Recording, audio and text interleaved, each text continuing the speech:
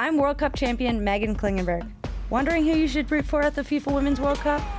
I'm hosting a new podcast, My New Favorite Futbolista, where I will introduce you to soccer's brightest stars and the causes they are championing. From the 22-year-old American phenom speaking out about student-athlete mental health, I try to just approach everything with you don't know what someone's going through, to the U.S. defender who travels to tournaments with her young son. Am I ever gonna be able to run for 5 minutes straight? Check out My New Favorite Futbolista wherever you listen to podcasts. Edit audio. What is the WNBA? I have no clue. WN, is that a wrestling organisation? I don't know what the WNBA is. This is Rebound Revolution, a not-so-basketball podcast bringing you the revolutionary on and off the court happening in the WNBA. From queer baddies to history to ones to watch, join me, Money, as we get into it all. This week, I'm joined by DeWanna Bonner, and we talk how she manages to juggle it all, how Birmingham influenced her basketball career and led to her playing at Auburn, War Eagle, and Brittany Griner's return. And I feel like we get judged before you even know us. And then I feel like a lot of people, if you get to know us, you'll love us, and that all that'll change. But it's just come to a game. Come to a game. Come to a game. You would love it. I guarantee you would love it. For as long as I can remember, I've admired workers of the world who also choose to parent, especially women and queer folks who did so. Even before I had words for it, I realized that the women in my life were expected to have the energy to do whatever work earned them wages and do the work of nurturing the next generation. I grew up in a 4-generation household, watching my great-grandma, my grandma, and my mom navigate work, caring for themselves, caring for each other, and raising us on top of it. Since watching those who raised me work and parent, I've watched friends, some of my favorite entertainers, and some of my favorite athletes navigate the same journey, balancing work and parenthood. With reproductive rights under attack and Black maternal health in an alarming state in the United States, I think we all have a lot to learn from birthing folks who put their bodies on the line to become parents and to work. Some of that learning can happen with hearing the stories of mamas in the WNBA. I remember being at a game watching Odyssey Sims' team win, then watching her run off the court after winning to grab her son who had been playing on the sidelines the entire game. That moment immediately reminded me that so many players in the W are Black moms who happen to be international workers with huge platforms. Sure, I want to know how they do it, but more so, as someone who has happily chosen the auntie life for myself, I want to know what we can do to support these Wondermammas as fans, community members, or just ordinary folks who happen to live in the country that ranks worst in the entire world for paternal leave benefits. Yes, you, America. Who better to talk to about working, parenting, and what support looks like than 5-time WNBA All-Star and fellow Auburn alumna, DeWanna Bonner.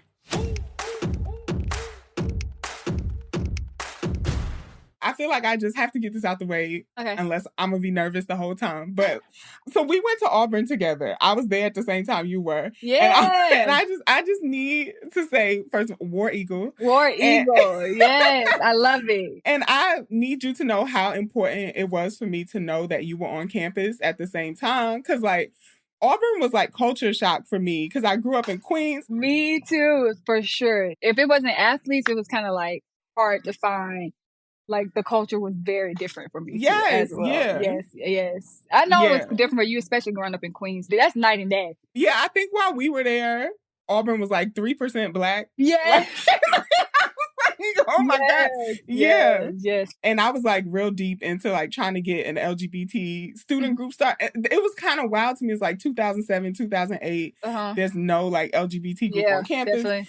Yeah. And so just I'm I know we didn't know each other because the campus is big as hell, exactly. But just knowing that you existed, watching you play, Thank I'm you. just I know. I wish we would have met there because we definitely could have hung out.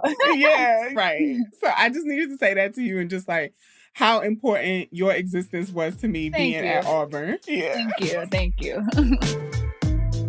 Okay, if you had to describe how you play in 3 words, what 3 words would you use? Probably quick, athletic, dynamic for sure. Ooh, a dynamic. I like that. Yeah, dynamic. Because you could do it all. Exactly. You know? Yes. Exactly. Do you have a favorite place to play? I actually like playing in Phoenix. Of course, I was there for 10 years, so that's always like home for me. And the city is just awesome. The weather, I love hot weather. I'm not one to like, Connecticut, too cold for me. It's absolutely too cold. Phoenix is probably one of my favorite places. Okay, Phoenix is hot though. And I love hot. I can't remember what game I was trying to go to in Phoenix, but I looked at the weather and it was like 113. Yep. I was like, oh, no. Yep, it's like 100 at 7 o'clock in the morning. Yes. When do you even go outside? Do you go really outside? don't. But I would rather wake up and go outside in just like a shorts and a tank top than go and put on a hoodie and sweats and Uggs in the spring. So yeah, Connecticut weather is trash. Man, see, I love the cold because I feel like you can layer up, but when it's hot, it's nothing you could do. I know. You better find a shade tree or something. Okay, what's on your like pre-game playlist? I'm not like a big music person. I've never been. There's like I don't even think I have a playlist, honestly. But I do listen to a lot of like songs that my teammate listens to. I'm like, oh, who sings that? And then I download it. But if they don't play it, I probably won't hear it. Okay, so what gets you like in the pre-game mood then? I think now is more so about just, for me, mentally, I just like to be in my peace and quiet and my thoughts. Kind of like I'm thinking about the game. Of course, talking to my kids always is the must. Yeah. But I am more so trying to remember what we have to do so I don't forget. And if I turn on the music, then I'm like, my mind is completely gone at that point. So that's probably why I don't listen to music. Okay. Yeah. That's so interesting because like the Phoenix DJ and the Connecticut DJ. It's like pretty good. Yeah, so I listen to that music all day. I'm pretty, but I don't really have a playlist for myself.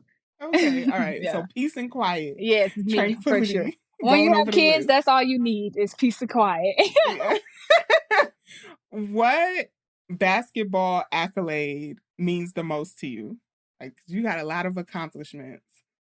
I have to say maybe Auburn winning a SEC championship because the women's basketball program had been so down kind of by the time I got there. So like just seeing how much it grew from my freshman year to the senior year was pretty special to me. So whatever happened that senior year was amazing. Of course, we didn't go far as we wanted to in the NCAA tournament, but it was just like, wow, I have been here 4 years, and to see how much that we have grown and accomplished was pretty special, and it's something I always remember, for sure. Me too. Yeah. That year, we kind of had them on the map a little bit that year, and it was pretty cool. We had a couple of sellout crowds. So, going to games. Exactly. So that was pretty dope. Yeah. All right. As an Auburn alum too, I'm going to be really excited about that with you. Do you have like a most memorable or like favorite moment from being in the W? Of course, winning my first championship. After I got drafted, I won a championship that year. So I'm like, wow, like, this is what the W is like. Like, let's go, Like, I had such an amazing time. My teammates were amazing, playing behind Diana Taurasi, Penny Taylor, Cappy Pondexter. Like, we just had a crazy team that year. Most people have that, like, daunting welcome to the league moment, but it was like, wow, like, this is what I have to look forward to, and it was pretty amazing. So that will always be probably my favorite memory, just stepping on the court with so much greatness. Yeah. For sure. Okay, and just for listeners of the podcast, like, DeWanna just named some legends. Legend. Yes, the Phoenix Mercury were a stacked team while DeWanna was there. Okay. Yes. We were stacked. All right, so what's something that new WNBA fans should know about you and the Connecticut Sun? I don't know, I think, of course, we always been known as, like, pretty good. Like, Connecticut is a great team, but I just think this year on this team is just so much grit and so many people that's playing with chips on their shoulder that it's just like we are all in. I've never seen a group that's really locked in and like focused, but I would have to say we are probably one of the most grittiest groups that I've ever played on, and it's been so fun so far. We got a long way to go, but it's just been a lot of fun to compete with this group. What's the grit? Obviously, I think I go up for y'all, and everybody I know is like, yes, Connecticut. Yeah, So yeah. No, just more so like, oh, you heard about the super teams all off season. You heard about, for us, it was we lost this person, we lost our coach, we lost this player. So it's kind of like, what are we gonna be? Like, no, we still gonna compete. And I feel like we got a bunch of competitors. So it's just like everybody talked about what we lost. Everybody. And still to this day, but nobody talked about what we gained and what we had. Yeah, so it's just kind of like nothing to prove, because I don't feel like anybody on that court has anything to prove, but we're going to give you everything we got every single night. Y'all always a playoff team, so y'all don't have nothing to prove. Yeah. Exactly. That's a really good point. It's like, even when people mention super teams in the W, it feels kind of like bizarre because it's 144 of y'all. So y'all are the elite of the elite. Every team is good. Every team. Exactly. Yeah. It's just, you gotta see who catch who on the right night. Exactly. So, you're gonna get our best bet every single night, so, for sure. Yeah. Something that I think about so much, and you were just talking about, is like how much movement happens in the W.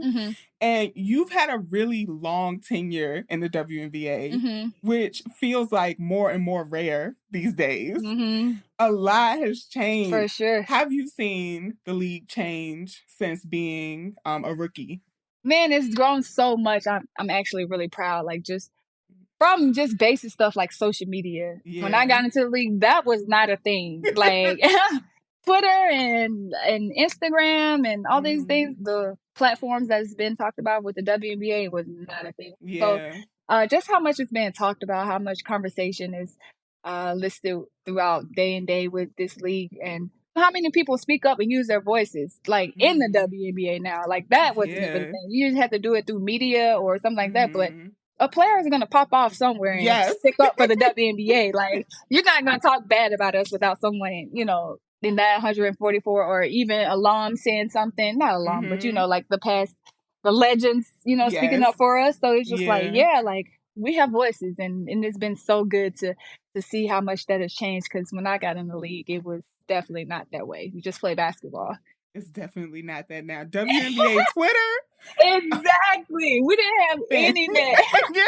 We didn't have any of that. So it's pretty cool to see. I'm thinking about like the culture and how it's been impacted since like social media has taken off, and like coverage of the WNBA too. That makes me think a lot about like connection and your experience in basketball. It feels like it's always been about connection, because I know like your sister played in the W too. Shout out to Erica McCall.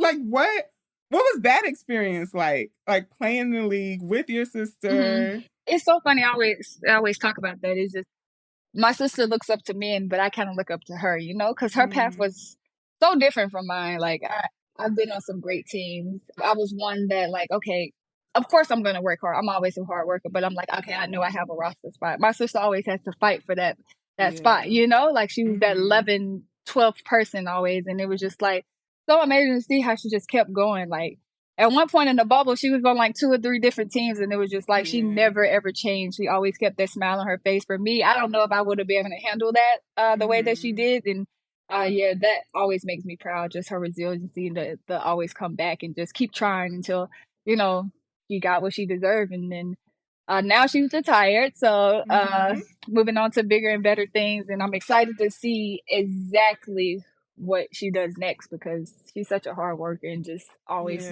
fighting for whatever she wants to go get. And I love that about her. Do y'all have like words of encouragement for each other as players, or just as sisters? Yeah, maybe more so as sisters. When we talk about like family stuff. Not so much about basketball as much. She might hit me up and ask me something about the game or something. Our relationship has grown a lot because we actually didn't grow up with each other. My sister grew up in California and I grew up in Alabama, so we didn't have that childhood like bond.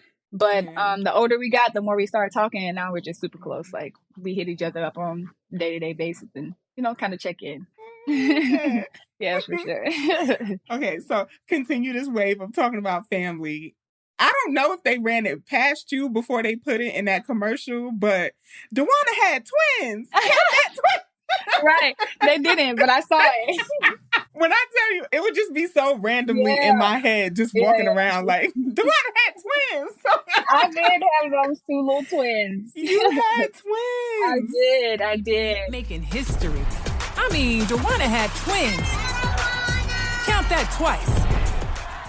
Can you tell us about motherhood? And also shout out to Callie and Demi. Yeah, shout out to Callie and Demi, who better be in school right now. Man, those two little girls are definitely a highlight of my life. Yeah, I don't even know what to say. They just bring me so much joy. You know, like I missed out a lot of time with them because of basketball, and that sucks. I struggle with that a lot mentally. Because, you know, you have mommy guilt. You know, you're like, dang, I'm not there. But I know at the end of the day, I'm doing this for them. Yes. And hopefully one day they'll see it and just be like, wow, my mom was awesome. But man, those little girls, I love them to death. I don't even know what I can say to describe them because they just, my world, pride and joy. We talk all day, every day when I'm not around. I probably call like 10 times. And now they're to the point where they have their iPad. So now I put my number in there and they just, you know. They call you? Exactly. They blow me up and I blow them up. So. Did you always know you wanted to parent? Actually, I didn't want to parent. I didn't. I always grew up like, I don't want any kids. I just kind of want to, you know, travel the world and do that. Then I just got to a point where it's like, man, like, I kind of want my legacy to go on. And maybe they play basketball, but maybe not. But if they do, I was just like, okay, like, here you go. Like, I want to be able to pass that torch to one of my kids one day. Or I wanted someone they can't get any closer to you. So it's just like, I want them to see that. So now they're at an age now that one of my kids love basketball and she loves coming to the gym, you know? So it's just like, that's like dope. I'm like, yeah, that's really dope. And this is what I wanted to feel. That's amazing. I also know like there's a lot of parents in the league. Do y'all have like camaraderie or like connection as parents? You know, we should have that a little bit more. We don't actually. Another thing, like parents parent differently, you know, like of course you can come together and give a couple of people that word of encouragement, like hang in there, you know, keep going, because it's tiring, especially when, you know, they're here. Like I have to make sure I go to practice for 2 hours, but after I go hard in practice or that game, I also got to go hard in parenting, so there's no rest, you know. So it's kind of like, of course, you get that keep going, you know. But we should, the parents in the league probably should kind of, you know, bounce ideas or bounce off you. Connect, because that's just like special. I hope everybody in the W that want to have kids, I hope they do it because it was worth it. Yeah. It was definitely worth it. I also think about hearing a lot of folks on social media share about like what it's like being away from their kids when they're playing. There's like folks have talked about like making decisions around what team they're going to stay with because of kids. Yes, for sure. For sure. It's difficult. It's definitely difficult to leave them. I have to say, I don't see myself doing that anymore. Going overseas for 7 or 8 months and being without them is definitely mentally challenging. And you played overseas a lot. A lot. What was the energy overseas like playing in Russia versus playing stateside? How's it different or maybe even similar? It's kind of similar. They're big in basketball overseas in Europe. This is like their golden child. You know, these teams, the president, the owners and stuff, they're like, these are their babies. They love women's basketball over there. So you get the same environment. I played in the top league, so it's just kind of like you get that same challenge with the best in the world. So it's pretty similar. The W is a lot faster, of course. You have the best of the best. You know, like everybody on that team has worked for that spot. So it's kind of like a lot quicker, but the atmosphere and the support is through the roof over there. So one of my friends asked me this, and I was like, I don't really know. So I'm going to ask you. Okay. What do you think is like the cultural difference as to why like women's basketball overseas is like huge? It's crazy. Huge. It's crazy. You know, like I'm in Syracuse right now. Syracuse women's basketball is like dope, you know, but you go to a game and you're like, why is everybody not here? Is there like a cultural difference? That's a good question. I don't know why women's basketball is just like, it's the cream of the crop over there for those fans, you know? Like, it's like, they need women's basketball. Like they Yeah. have to have it. They have to see it. Yeah. And unfortunately, it hasn't hit that yet in the States, which sucks because it's even better in the States, you know? Yeah. But also, it's flipped here too, because I feel like, yeah, men's basketball is big overseas as well, but it's not as like the NBA, you know? It's not as huge as the NBA. Those men want to be in the NBA, so it's kind of flipped like over here, and it's big, and the W is like not as big. So it's kind of goes both ways. But that's a good question, and somebody should do some research on that. For real. For real, like, because it be packed over there. Those games be packed. So I did like a study abroad semester in Spain, and like I think it was in like Madrid. It was a women's game, and it's people like in the parking lot, ain't got no tickets, can't get in. But all over there, yes. Especially in Spain, they really support women's basketball there, and it's pretty dope. Yeah. The W is young, like it's in its 20s. So I really think that just with all the chatter around women's basketball now here, I truly think that like we at like a cultural tipping point when it comes to women's basketball. Yeah, for sure. Hopefully it changes a little bit, but it's slowly getting there though. Yeah. It's getting better. It's getting a lot better. So hopefully it just keeps going. We heard you loud and clear. You love the WNBA and want more analysis and insight on your favorite players. Welcome to Queens of the Court, an Odyssey original podcast. I'm your girl, Cheryl Swoops. And I'm Jordan Robinson. All season long, we'll be bringing you the post-game analysis that you crave and sitting down for interviews with athletes across the W. You can listen to Queens of the Court on the Odyssey app or wherever you get your podcasts. To change gears a little bit, I feel like as a Virgo, I cannot get off this without asking you, how do you balance everything you do? Like parenthood, playing basketball, dating, like having a life. Exactly. My support system is crazy. My kid's mother is pretty dope as far as co-parenting. We have, you know, a healthy co-parenting relationship for the most part. Also a legend. Yeah, for sure. Yeah. She just makes it a little bit easier for me because I'm still playing. As far as like when I want to see the girls, it's just, you know, like, yeah, for sure. Like, let me know how I can help. My mom is always willing, like, yeah, like when I have the girls, I'll come down and watch them while you go to practice and, you know, you play, you know. And then I have Alyssa, who's just freaking amazing, who I'm dating, who's like, head over heels in love with my kids, you know, and they are head over heels in love with her as well. Yeah, so it's just like, I don't exist when Alyssa's around. It's just like their own little special bond. So to date someone who loves your kids just as much is just, it's pretty easy. It all just flows and it works, you know? Like it takes a village, seriously. It takes a healthy village. Let me say that, because that part, if it's not healthy, it's not going to work. And you know, we all kind of work together to make sure Callie and Demi are okay. So that's the top priority. We all kind of work together and make sure that they get the best they need. So balancing it is pretty easy when it's working, you know, when it's a well-oiled machine. So keep it that way. I love that. It's the community. Yeah. The community make it possible. Exactly. You need it. You need it. So, do you and Alyssa be coordinating couples walk-in fits? Can I ask that? That is so crazy. No, we actually do not. We don't even share her clothes are upstairs and mine are downstairs. Like, I don't see her pick out an outfit at all. So it just kind of happens that way. Y'all just be, okay. Yes, everybody always, I'm like, no, like, absolutely not. Like, Alyssa hates putting on clothes anyway, but we always try to for the first game because it's like, so she'll pull something out and I'm just like, well, I guess we kind of matching a little bit, but we definitely don't do it. We don't do it purposely at all. All right. I'm like, because it has happened enough where I'm like, y'all got to be coordinating. We only did once, and that was when we had on the baseball and the hockey jersey. And that was it. But that was actually her idea, and I was actually shocked.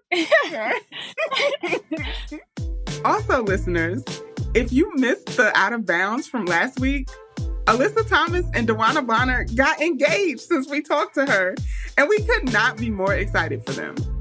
Do you have any like style inspirations? Because your walk-in fits be so cute. Thank you. No, I just try to be me. I like fashion. That's kind of something. If I didn't play basketball, I would definitely do some kind of like modeling or some kind of fashion stuff. I love just trying new things.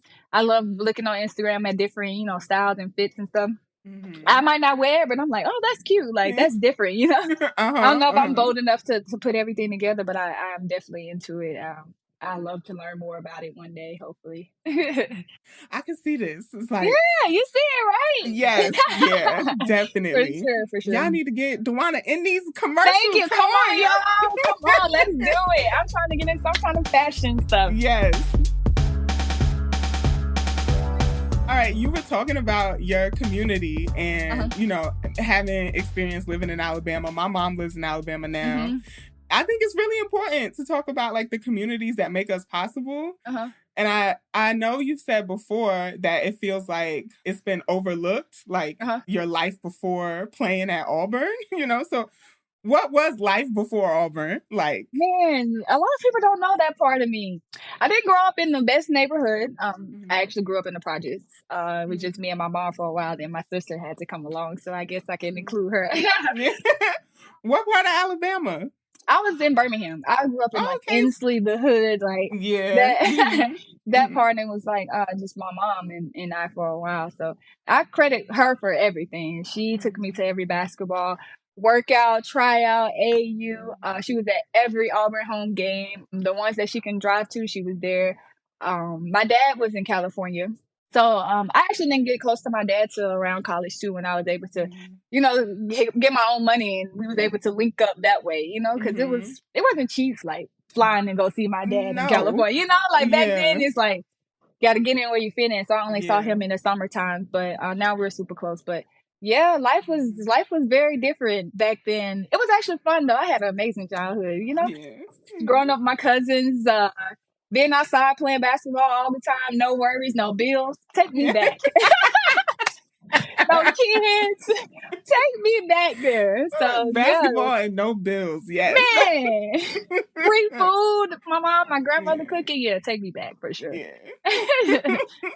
I think something that I think about a lot is like, I don't know, I think because like Queens is like really diverse. My family was like the only like Black American family on the block. Really? Okay. Yeah. So I feel like Alabama really taught me so much Black history. So I can only imagine like what you got growing up in Birmingham. Yes. I think I was talking to Alyssa. I was like, I didn't grow up off like eating tacos. My grandmother was soul food, fried fish, fried chicken, greens, mac and cheese. Like that was every day. So it was kind of like when I went to college, it was like, wow, like this is totally different from, I don't know any of this food. So I'm starting eating tacos and things that, you know, because we didn't really get that stuff. Like you said, it was definitely a culture shock for me. Yeah, I was glad home was 2 hours away because I left every weekend at the beginning because I needed it. I was leaving every weekend at the beginning too, and that was a 17-hour drive. But I was like, I gotta go. Yes, I gotta go for sure. So even in talking to you right now, I'm just thinking about like how incredibly like humble of a player and a person you are. Thank you. But y'all do not get it twisted, okay? Don't let DeWanna's laid backness and chillness. First of all, when you see you play, it's not this. Okay? Yeah. Everybody always says that about me. You say I changed on the court. Yeah. Where does all that like energy and like in your face? I'm gonna shoot it over you. I think you probably one of the hardest players to guard with those long arms. Thank you. It's like a Beyonce Sasha Fierce. Exactly. Snap real quick. As soon as that ball go up, it's game time. Whatever happens type of thing. I'm in a whole different mode. How do you define success as someone who has been so successful? Never settling. I don't feel like I've done enough. You know, like what? Nah, I want more. I want to work more. I feel like I was just telling somebody I don't feel like I have my best past 2 seasons. So this year I really locked in, and when I got back from overseas, I focused in on myself and my body because I'm like, nope, that wasn't good enough. I got to do better next year. I want more than what I displayed these last 2 years. So yeah, I never settle. It's always room to grow. It's always room to learn, and I'm going to continue to learn to the day I retire. I love that as like a mantra, you know, like continue to learn, like that lifelong learning piece. Exactly. But also, I'm sitting here like, what else do you, like, what else? I want more. Of course, I want to bring a championship to Connecticut. We've been right there like so many times and so many years, and that's long term. But as far as myself personally, I want to be better. I want to be better than I was last year. If I don't, I feel like I failed the season. I failed the team. And I will be better. I know I will be better, but I actually came back from overseas early this year because I had an injury. I came back in February. I had surgery on my wrist. And it really, like, I was like, all right. Like, I kind of went into this little depression because it's like, that was my first injury. You know, I didn't know what was next. I'm like, man, would my wrist never go back? Like, what about never, you know, at that point, I'm like, I can't catch, I can't shoot. So it was just like, I had to flip a switch real quick and I just went into like grind mode. And I worked my butt off from March until that ball tipped up on May 19th. I probably worked the hardest that I've ever worked in my career. Dang. So I just feel like this year I'm locked in, I'm focused, and I'm ready. I'm ready every game. How you feeling about your wrist now? Do you feel like you trust it? It's back. It's getting there. It's getting there. It's still not 100% yet, but day by day, I'm getting more and more like trusting it. Like you said, of course, you know, after injury, you always hesitate. Like, oh goodness, like what if this hurts? What if this hurts? Like that is different. But my teammates just tell me keep going, keep shooting, and I'll get it. But I'm always going to contribute in other ways. So, yeah, I'm never going to stop. Because you could do it all. Dynamic. Thank you. That's the word. That's dynamic. That's the word. Exactly. Okay. So, my last question for you. So, we were talking about you playing overseas and also in Phoenix. Brittany Griner was like one of the biggest news stories last year. And y'all played together for years. Yeah, that's my dog. I love me some BGs. Yes, for sure. So what was it like for you hearing about her detention and then, like, more importantly, when we got the news that she was coming home? Man, that was a hard time for me. BG is like one of my closest friends. We hung out a lot in Phoenix. So her not being there, her and me not knowing like how she was mentally was really tough. I probably wrote like 30 letters and I don't know if she ever got them. I didn't care. I'm just like, well, that one, maybe that'll, you know, help her, you know, push through it. Kind of like emotional when you think about it. Cause like that one hurt me bad. But then I was sitting at a table with my teammates overseas and then that flashed across your screen. Like Brittany Griner is free. It was just like a weight kind of lifted off everybody's shoulders. And you try not to be like selfish in that moment because it affected so many people. But for me, I was just like, I don't know. It was just like, thank God. Like, she's okay. You know, like, no matter how she came out of there, as long as she came out of there. And I'm just like, she can get back, though. That was pretty amazing. I can't wait to, like, I don't know, hug her. I'm hungry for a good 5 minutes when I get to Phoenix or whenever. I don't know who play who first, but I cannot wait to see her for sure. Yeah. I think so much about, like, us getting good news about Black queer women, you know. And it sucks because most people don't know her, and then she's getting a lot of backlash and a lot of hate in this moment. But I think she's getting so much love that it trumps all that. So I'm hoping that she don't even let that affect her, and just know that we still love her and we still here because she's still on the journey of getting better, you know. So BG, you listening for sure. I'll probably text her myself, but we're here for you. We're still on this journey with you. Like, whatever you need, we're here. Just know that the people that are positive are in your corner. Exactly. So you got a lot of people in your corner.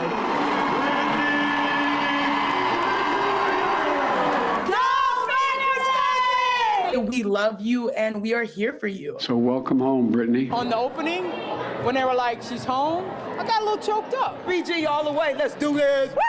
You know, it's so crazy how much hate she took because of that. You know, it was crazy. Out to the knot. I'm like, okay, I'm going to hold it. All right, keep it together. I got a lot of curse words I could say. But it's crazy. No, it really blew my mind. And it still blows my mind that it's still going on. I'm just like. Exactly. All I would say, her life is enough of a reason to be excited that she's home, you know? Because if it was anybody else's family, they would be advocating the same way. Exactly. So, for sure. And I just think, like, y'all, this is part of the reason why I love women's basketball, why I love the WNBA. Is like, how many places can I look and see, like, tall Black girls, queer Black girls, you know? Like y'all, you represent so many communities that don't ever have like platforms to be celebrated or seen. Exactly. And I feel like we get judged before you even know us. Exactly. And then I feel like a lot of people, if you get to know us, you'll love us, and that all that'll change. But it's just like, come to a game. Come to a game. Come to a game. You would love it. I guarantee you would love it. Yeah, I'm going to be there. Yes. Yeah, that's what I'm talking about. Whenever y'all play the Liberty, I'm going to be at the game. So. All right, bet.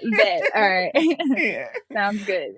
Okay, DeWanna, where can folks find you on like the social media streets if they want to follow? That's crazy. I'm not a big social media person like that, but I do post on Instagram, just DeWanna Bonner by name. But I don't have Twitter. I don't have TikTok. I don't have anything else because I'm just like I can't keep up with it. It's too fast for me. So, but Instagram, I post me and listen. The kids are a lot, so. Okay. I have to post for her because she doesn't post on anything. And I'm just like, people deserve to know how great you are. Like, I don't care. I'm going to post every accolade that I can find about you. Like, she's worse than me. Like, she's quiet and so laid back. And I'm like, you are one of the best players in the world. And I am going to make sure people know you are one of the best people in the world. And I'm going to post it, and I'm going to keep posting about her. Okay, Alyssa Thompson, we got to get you up here on this microphone. Exactly. Exactly. I agree. Yes. Okay. All right. And, of course, catch a Connecticut Sun game. For sure. We're fun. Yeah. You'll enjoy it. Yes. Yeah. They home games be popping, okay? Yeah, so, all the time. Exactly. Yeah. Okay, well, thank you so much, DeWanna. Thank you for having me. Yeah, of course. It was really fun. Anytime.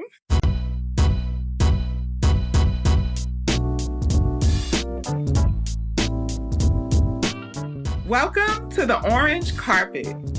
Now, we know these W players don't just give their all to the game. They also like to look real good doing it. So in this little segment, we roll out the orange carpet to give some shine to players, past and present, killing the fashion game. From signature hairstyles to the unforgettable shoe game, let's get into the styles that we love to see. This week, I'm rolling out the orange carpet for De'Erica Hamby. Okay, outside of being a championship-winning Sixth Woman of the Year, De'Erica is probably one of the most recognizable mamas in the WNBA. In 2022, she and her little one, Amaya, covered W Slam. And for folks who don't know, W Slam is one of the longest running basketball magazines, and it's still in print. You can get copies of it, like actual hard copies still. While this could easily be a whole segment about how dynamic of a player De'Erica is, this is the orange carpet. So I want to shout her out for her mommy and me looks with Amaya, her baby bump Jordan athlete photo shoots, iconic, and her hair. Can we talk about it? During the Wubble season in 2020, Amaya and De'Erica had so many adorable walk-in fits. But my favorite mommy and me look from the two of them has to be the 2021 WNBA All-Star Game on the orange carpet.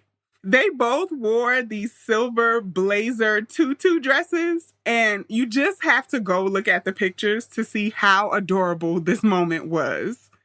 De'Erica also welcomed another little one in the 2022 offseason. Oh, but that did not stop her from appearing in Jumpman ads for the Jordan brand. She even posted pics to her Instagram sporting her baby bump in the latest Jordan release. Now, I'm going to be honest, I'm not a sneakerhead, so I didn't get it, but I know a lot of people got really excited about that. And lastly, I don't think De'Erica gets nearly enough love for how much she switches up her hair and little Amaya's hair to match. So many players have signature styles, whether it's their locks or their bun. But De'Erica gives us a new look almost every game. From braids to waist-length ponytails, I love her versatility. And I also love that Amaya is usually coordinated. It is so adorable.